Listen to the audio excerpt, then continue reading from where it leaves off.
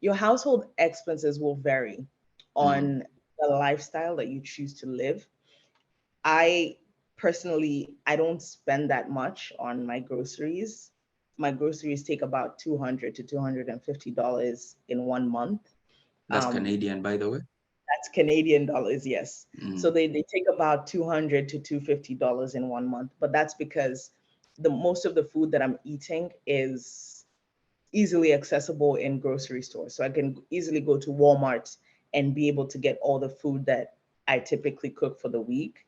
But you find I have friends who spend $500 in 1 month on groceries and household foods because they want the food they're eating is like home food, you know? Like they're Nigerian. The person I'm speaking about is Nigerian. And the food that she's eating is like goat meat, and there's a specific type of stew that they make, and all these small ingredients. It adds up. Spices, all this, yeah. It adds up. And when you're buying these foods, you're not getting them from a regular Walmart or independent grocer or whatever, Loblaws or whatever the case is. You have to go to specific, you know, stores that are selling African food or food from back home. With that comes importation, and the costs of that food is definitely different from what Walmart would have. So it varies. It honestly depends on the expense and the type of lifestyle you choose to live. If you're also someone who cooks different meals on different days, then your grocery bill is definitely going to go up. I don't. I usually just prefer bulk cooking and then just packing for the week. It just saves me a bit more time because my schedule does get quite busy.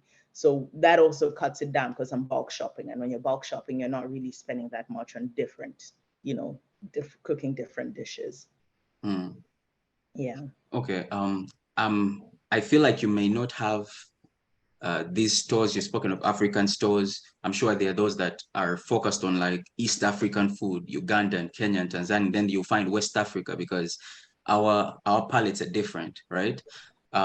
Probably later on, and this is to the audience, we'll probably do a video on some of these places whereby she actually intentionally explores these places and we come and talk about it. So subscribe to the channel to get this information. I'm not going to press her to give us some of these stores right now because I haven't prepared her for that. It wouldn't be fair. So yeah, just let me know down in the comment section where you're from and what kind of food you would like us to cover, stores, and we shall talk about that maybe later on.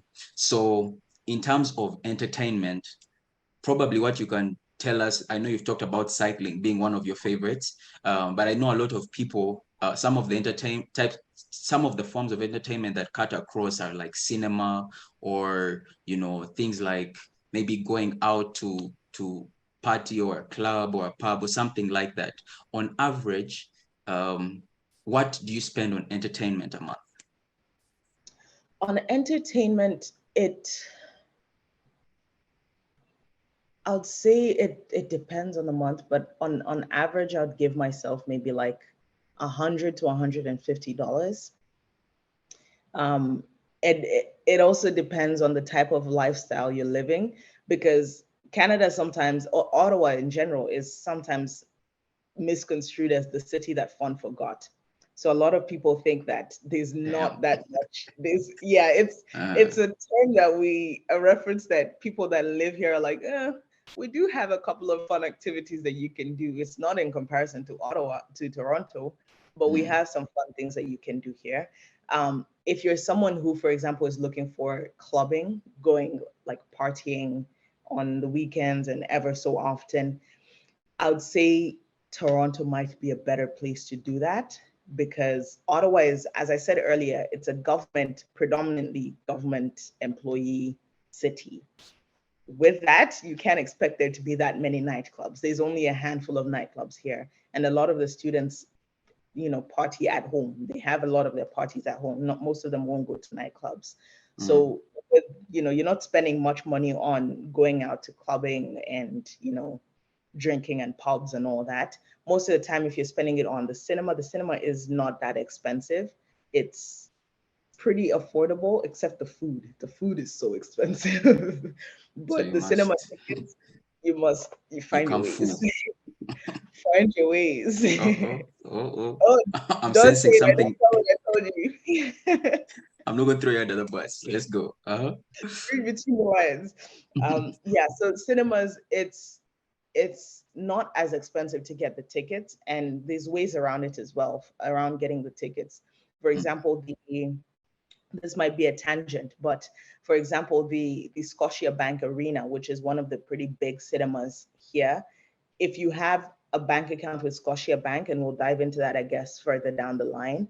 If you have a bank account with Scotia Bank, you earn points. And with those points, you can use them to purchase a ticket at the cinema.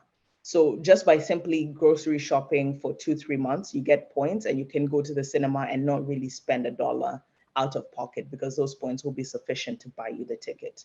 So there's different ways to cut back on the expenses, but on average, I would say look at 100 to 150, including going to restaurants with friends. But there's also like a lot of activities that you don't really have to pay for.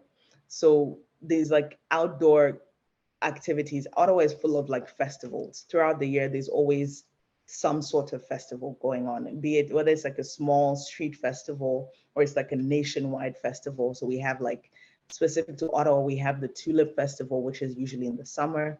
We have Canada Day. We recently just celebrated Canada Day, which Ottawa has I think one of the biggest celebrations in the nation.